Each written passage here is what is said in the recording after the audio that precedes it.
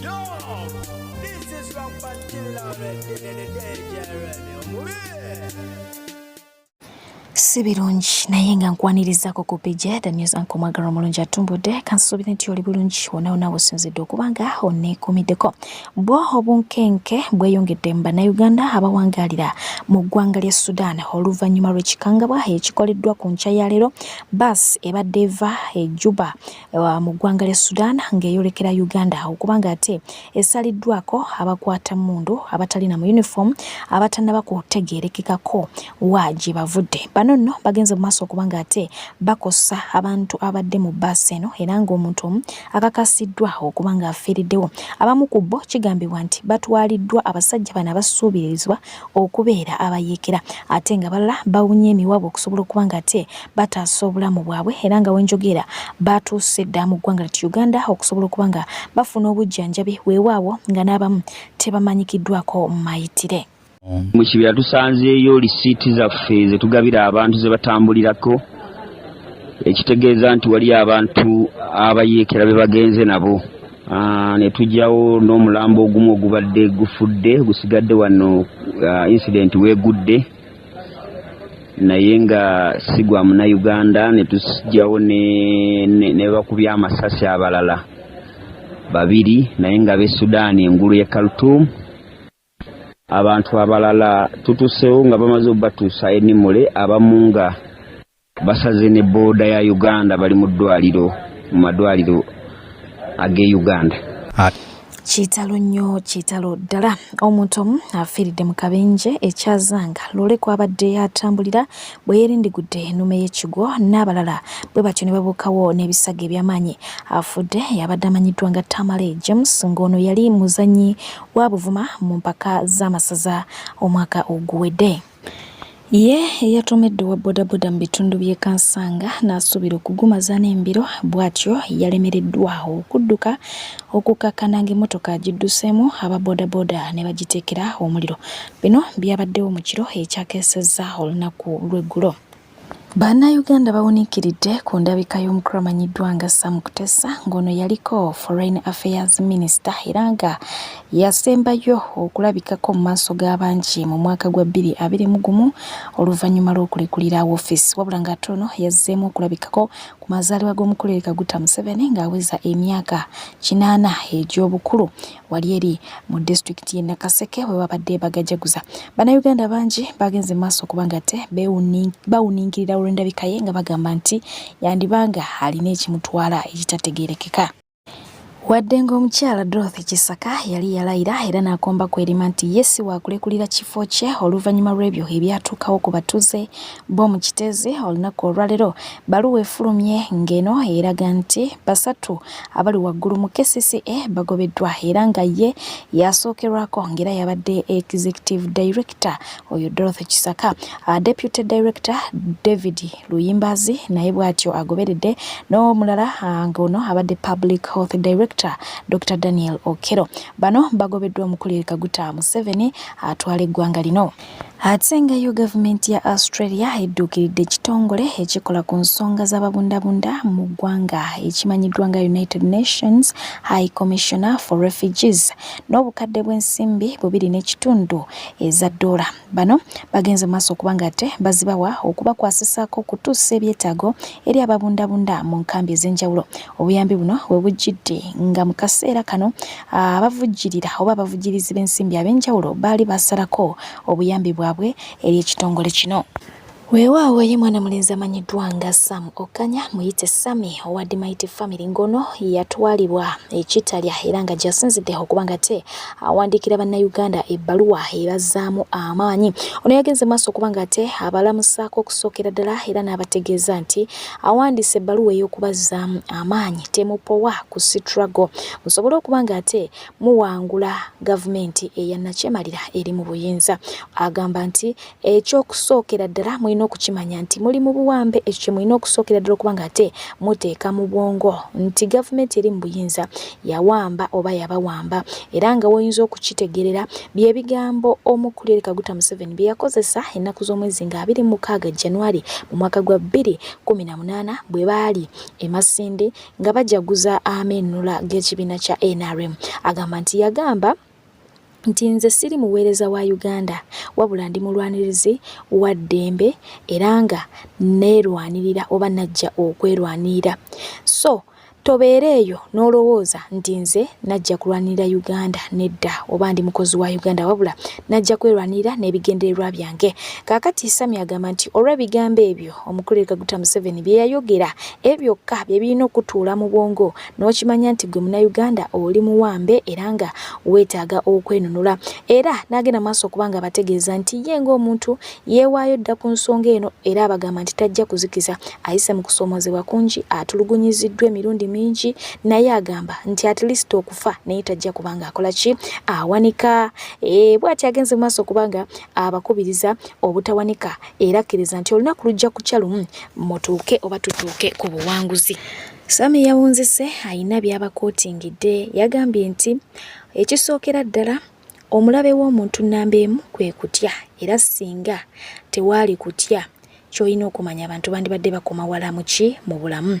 N'ayongerako n'agamba nti kyolina okumanya ebyafaayo tebirisonyiwa kakubeera okwerabira oyo yenna asalawo okumenkereza obulamu bwe ng'agezaako okubanga ate akola ki atulugunya abalala. Kaakati n'olw'ensonga eyo gwolowooza nti history alyerabira bannakyemalira bano abali mu buyinza n'olunyiriri lwabwe bwonna bw'okirowoozaamu genda maaso okubanga ate osalawo. Bw'atyo n'agamba nti for God and my country, people power, our power. Bimu ku bigambo ebyo byagenze maaso okubanga ate awandiikira bannankyukakyuka ng'asinziira mu kkomera ekitalya.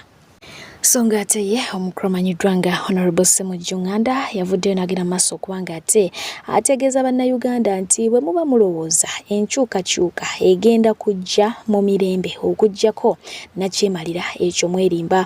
Agamba nti Omukulira Kaguta Museveni ebyobufuzi mu ggwanga lyattu Uganda yabikonya oluvannyuma lw'okubifuula ebya famire nti mutabani we alina ebifo byakwata ebyamaanyi ddala mu ggwanga. Mukyala we eyo education system yagifuula dormant kubanga talina kyatesa oba talina kyavaamu. Kakati n'olw'ensonga eyo n'ategeeza bannayuganda kyekiseera mujja katambaala ku maaso kubanga bwe muba mulowooza nti wajja kubaawo enkyukakyuka mu mirembe ekyo kikafuwe tekijja kubanga ate kisoboka nga bwe mulowooza. Yagenze maaso kubanga ate abawa ebyokulabirako ku nsi ez'enjawulo mwabadde Sudaani n'ensaawa endala n'abagamba nti nazo bwe zityo bwe zaatandikwa nga zirowooza nti oboolyawo obuyinza bujja kukyuka mirembe ekitaasoboka. Uno Ssemaka gwe byaweddeko oluvannyuma lw'emikolo amangu ddala nga gyakaggwa we yagenza okukola yagenza okudda ewaka ng'omugole yasibye buli kimu ekiri mu nnyumba nga yamulekeddemu ngatto ze zokka na buseppiki. Ate byo ebya nnabbi omukazi byennyamiza. Yes, omukyalo ono ali mu ggwanga lya United States of America naye nga tamawulire agavaayo si malungi ku side ye. Kinajjukira nti omukyala amanyiddwa nga Sophie Nantongo n'omukulu amanyiddwa nga Hajaru Nambiru babadde mu ggwanga lya America nga bagenza okuba nga ate basanyusa bannayuganda. Oyo mukateteyi ka bbulu ye nnabbi omukazi era nga wano yabadde akola nga backup artist ow'abayimbi bano abazze okusanyusa bannayuganda abawangaalira mu America.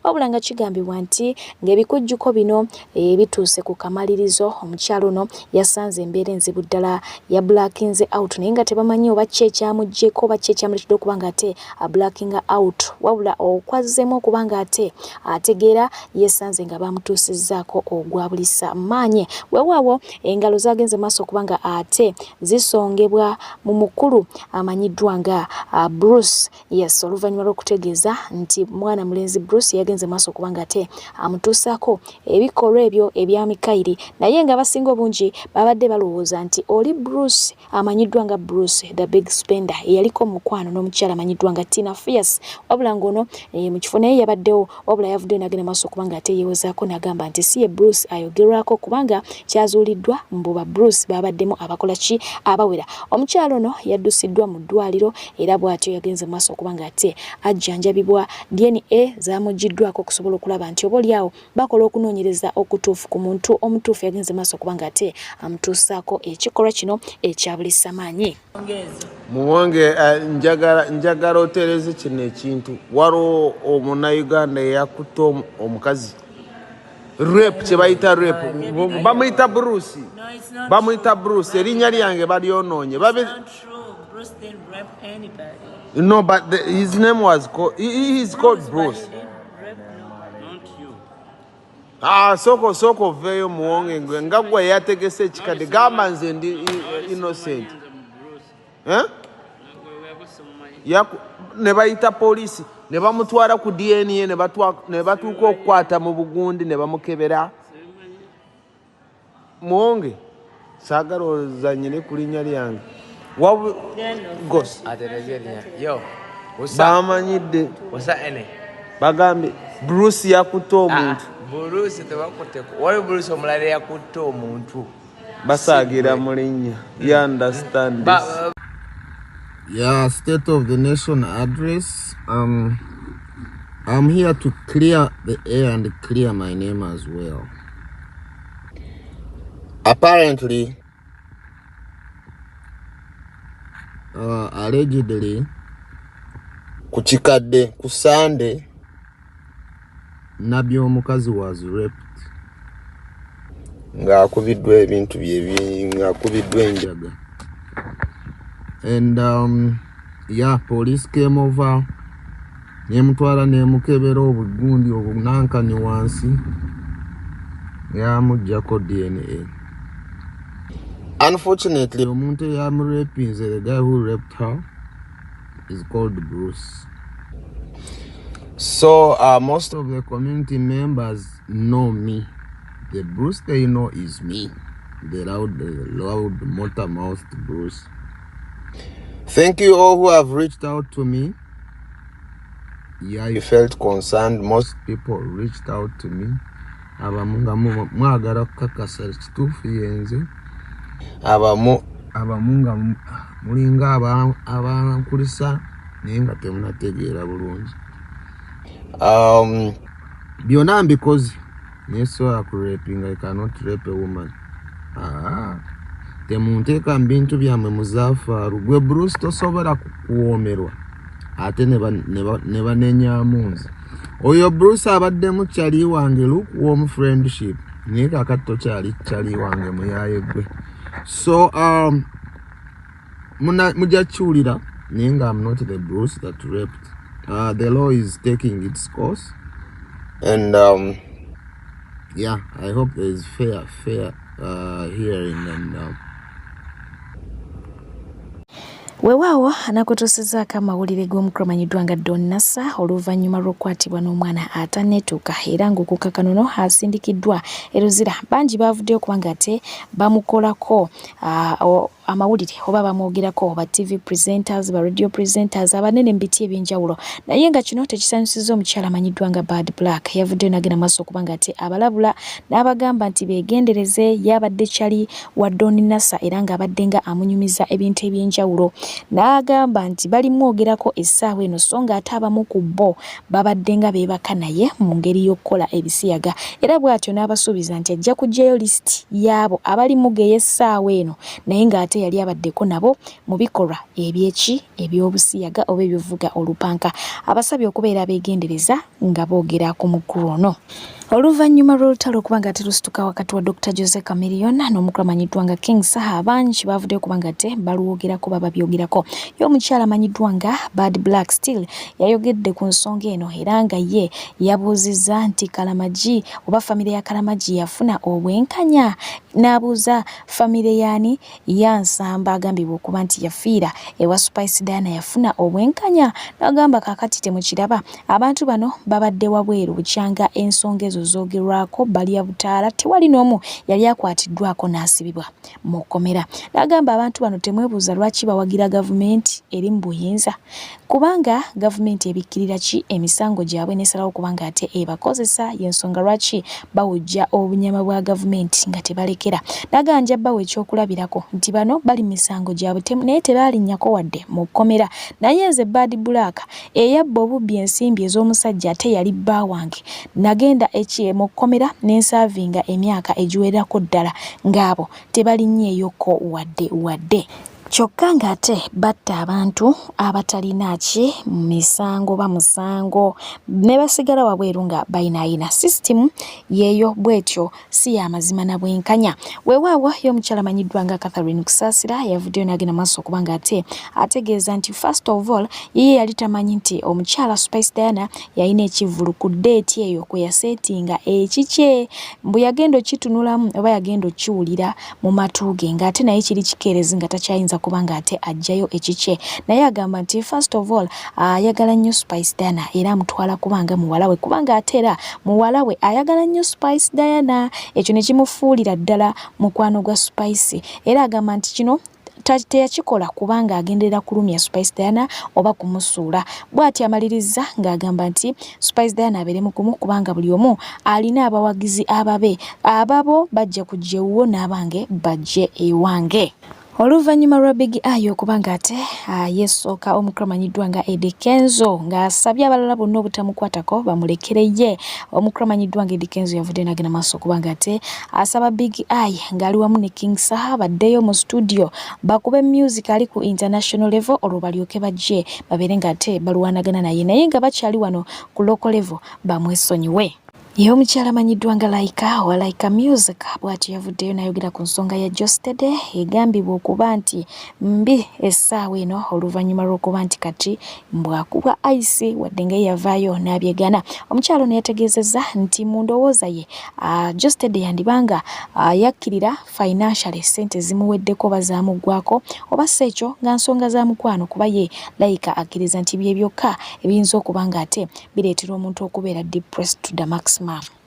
Omukyala Karungi Shiba yavuddeyo n'ayongera okukkaatiriza embeera za Cindy ng'agamba nti tezitegeerekeka era n'abayimbi abasinga bamwemulugunyaako. Ayagala nnyo okwegulumiza n'okubeera ku top era ng'agamba nti yeebaza Mukama era ne Cindy yeebaze Mukama nti alina ekitone ekyo buli omu asobola okukiraba nti Cindy alina ekitone era ayimba bulungi naye tekitegeeza kukinaguuka ku balala. Kaakati nno y'omukulu amanyiddwa nga DJ Nimrod avuddeyo n'agenda maaso okubanga ate agamba Shiba nti amusobedde tamutegeera. Afunye interviews nyingi olw'ensonga nti alina show egenda okubeerayo nga 4 Ogw'ekkumi naye mbutamuwulira bw'ayogera ku show wabula topic ze mainly ziri ku lubuto ziri ku Cindy oba ziri ku bwagenda okuba nga ate awumula muziki instead of focusing ku show ejja. Kaakati n'asoberwa Shiba kyabala. Ye mwana mulenzi Kasuku yeepositinze ng'ali mu biseera bye eby'eddembe n'agamba nti abakyala abamu ebyaddala baagala abasajja abali faati bamafatifati okitegeera abanenenene nga ye. Naye nga mwana mulenzi omu yamwanukudde n'amugamba nti Kasuku va mu kwegumya genda mu gym teri mukyala ayagala musajja munene. Kasuku n'obukambwe yamwanukudde n'amugamba nti naye nga ggwe olina omukyala oba ovuga mpanka. Ate nga y'omukyala Nina Rose akyusizza management yasi we twogerera agenze mu mikono gye yaliko manager w'omukulu Kyagulanyi Center. Weewaawo nkujjukiza nti Sheikh Ashraf ye musomi w'edduwa agenda okuba nga ate akusomereddwa mukwano byonna ebikutte bijja kuba nga ate bita mpola mwekwate tojja kuba nga ate wejjusa. Naye ngera mukadde ke kamu omukyala amanyiddwa nga Stabwa Natoro yavudde n'agenda maaso okuba nga ate atabukira ba social media in-laws aboogera ku Chosen Becky nti azaala nnyo. Yagenze maaso okubanga amusiima era n'amutegeeza nti ali proud of her. N'akubiriza abakyala wabweru eyo nti bw'oba ofunye omukisa zaala ng'okyali muto such that abaana bo obategekera future ng'okyali n'amaanyi okitegeera. So ye n'agamba nti Chosen Becky kyakoze oba kyakola eky'okuzaalira okumukumu takiyinaako tabbu yadde kubanga kati akakasa nti Chosen Becky akyalina amaanyi agakolerera abaana be. Mwana mulezi amanyiddwa nga Joshua Baraka ng'oye boyfriend w'omukyala amanyiddwa nga Etania yavudde bw'atyo n'agenda maaso okuba nga te amudifendinga. Jjukira nti bangi bagamba nti ono Etania mukulu nnyo ku Joshua Baraka, wabula ono yavuddeyo n'agenda maaso okuba nga ate abategeeza nti banange nze ndi happy ne wendi sina sitoma, okitegeera. N'agamba nti Etania ekinene nnyo bw'aba nsinga kansingako omwaka gumu oba ebiri, which is okay cause waliwo abantu abali eyo nga oli amusingira ddala wala emyaka mingi ate nekirala nti osanga omwana omuto w'emyaka 8 nga reasoninga n'okusinga omuntu ow'emyaka 4. So ku lw'ensonga eyo yabasabye muve ku girlfriend we mumwesonyire ddala. About marriage yagambye nti tebannaba kirowoozaako ekyo maybe mu myaka nga 3 okuva kati, wabula nga right now bakyali bato bastadinga relationship yaabwe buli omu ayiga munne. Ate nga ye omusumba amanyiddwa nga Tom Mugerwa bw'atyo yayogeza abantu obutonotono olwa preaching gye yagenze maaso okuba nga ate akola. Abantu bagenze maaso okuba nga balowooza nti oba yali mu church ng'abulira njiri naye nga wabaawo akanyomero baba n'obunyomero obw'enjawulo. Ku mulundi guno baali bali kusomesa ku bufumbo, ku nsonga za bufumbo ng'alinga woonoolaba kojja. So bw'atyo n'agenda maaso okuba nga ate anyumya bino ebyagenze maaso okuba nga abibakwata omubabiro. Sajja tetwagala ebyo sirika batuuli. Mukyalo omu yatubuulira yali akyasirisa omwami we sirika batuuli naye agenda omugamba nga obudde buweddeyo n'alyoka agamba nsirisa.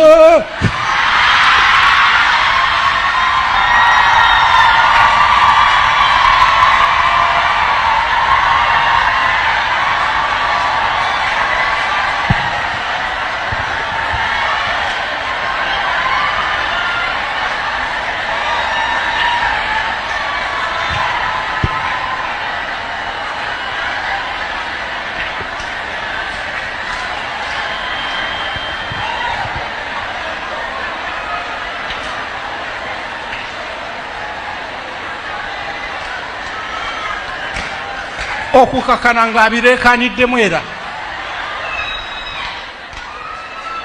munyenyeza omukyalo oyo mugambe tosirisanga muntu, muleke yayagale wera mu ngalo Yesu Kristo waffe.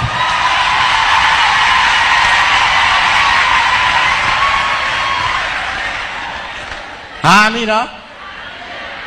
Buliriza obudde butuyiseeko akati nga Ye omukyala amanyiddwa nga Sherry Matovu ayimba kayimba kawabula nasumatuka XA. Yes, kamukolera ddala bulungi. Anti munange yabaddeko live ku mukutu ogwa TikTok era nga yageze maaso okuba nga ate anyumya ku bintu bingi ng'omuli okutoba ennyo n'okubeera awo nga muli okkiriza nti oyinza obutakisobola ekyokubeera single mother, olabirira abaana mu mbeera yonna, naye nga mu byonna yasimbye nnyo essira ku nsonga y'okusimatuka XA n'okuwona zi stress.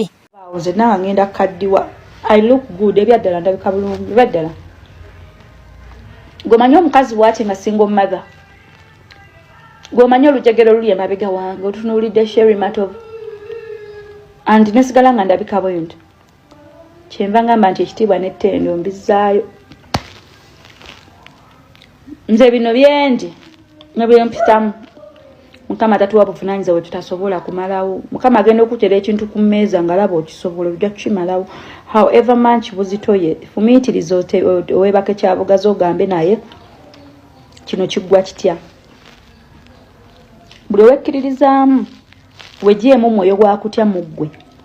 Egambe saatondebwa kutiisibwa na kutya. Okutya okuli mu nze kugende. Mwana gwe nawe na stress za love. Gwe.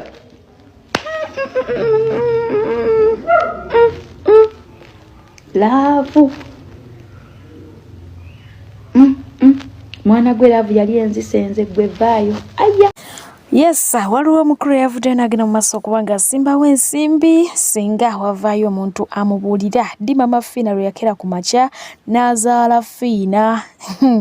Yabuuzizza oba Fiina ayina muganda we yenna, muto we oba mukulu we. Naye nga tukimanyi bulungi nnyo nti Mama Fiina ayina omwana omuto.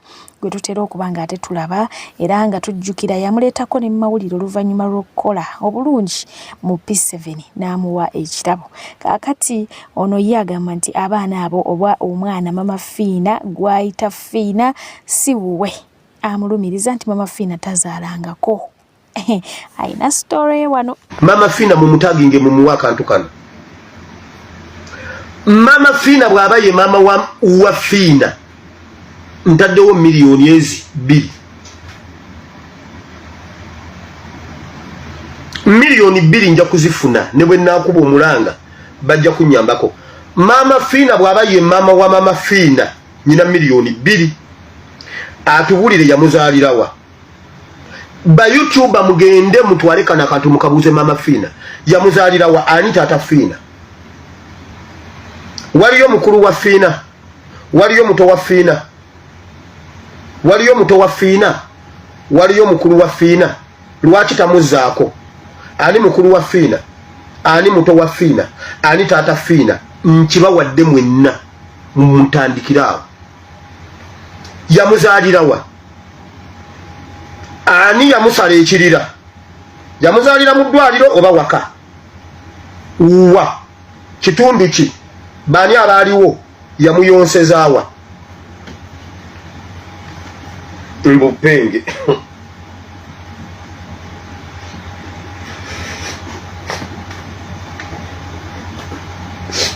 Mama Fiina anti mwasalawo okugira kambabulire fayire eri mu State House namba tewaliyo mbuno afande Kigundu.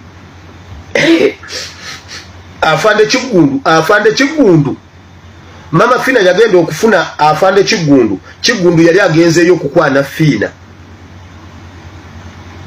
Yagenda okutuuka nga ate nga kagamba namugamba nedda totwala Fiina nze tondaba n'atwala Mama Fiina. Kati Kigundu tasobola kubeera taata wa Mama Fiina, tayinza kubeera taata wa Fiina. Buli muntu akolera Museveni alina ekintu. Kati Fiina wulira oyo omukazi si ye maama wo. Ne bazadde bo baabatta. Ne bazadde ba Fiina mbamanyi n'Abaafrikawo mbamanyi. Ekyo nabagamba ebintu ebyange si byankomeredde.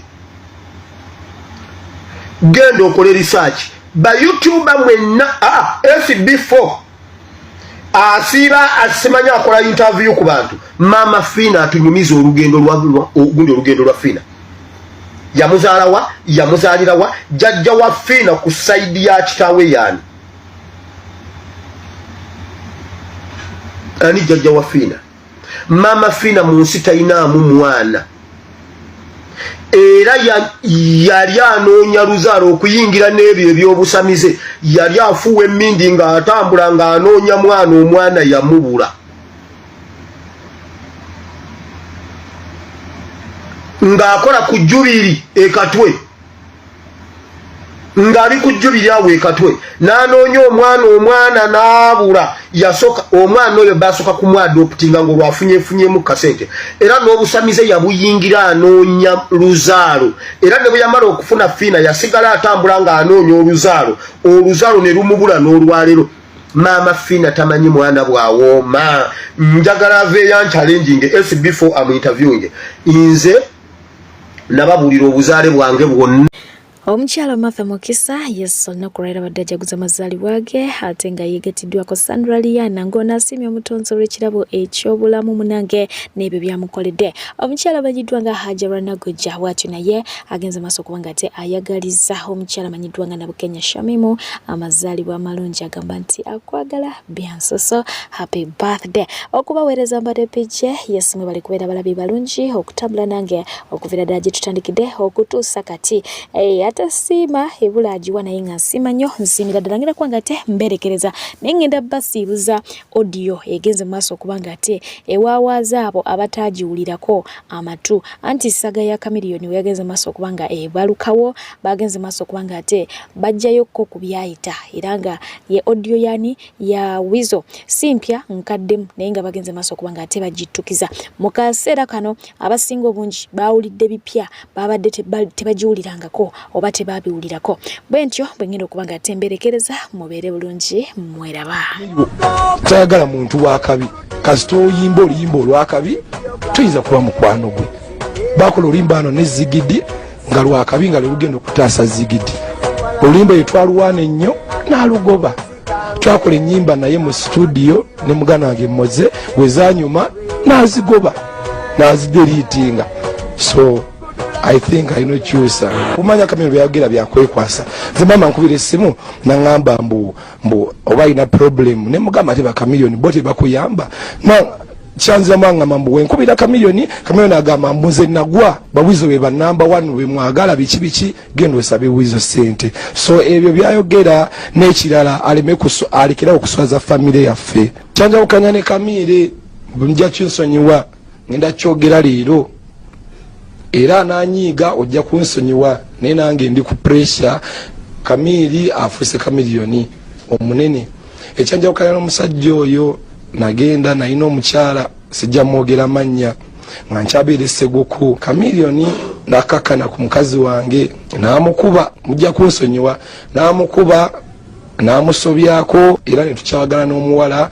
Omuwala n'angamba mbudye talabangako bantu ngaffe era n'enswala omuwala takyayogera nange era ne waba yeewakana omuwala asobola omufuna na simaina naye just mwana nenve wa Kamili we namugambako nangamba mbuye bosi wange nemba nga namwagala ebiseera ebyo omukazi yali yagadde wizo wali yagadde Kamili. Buli sente ze tukola oba tukoze emitwalo 10 tujjako 10% za kutereeza Kamilioni.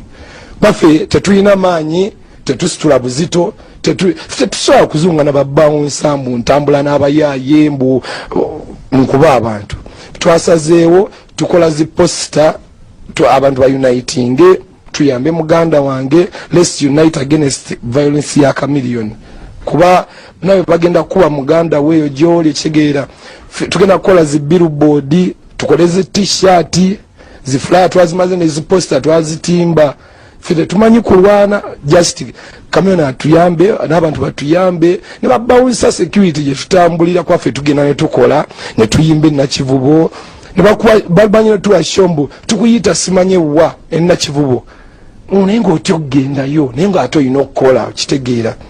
So chagala tu uniting ba security guard mwenna oba police batuyambe mwana good life Kamilioni wana akola natandika okuddeka na respectinga mukyala we n'abaana be balina ewuwe n'aba respecting tujja kupatagana.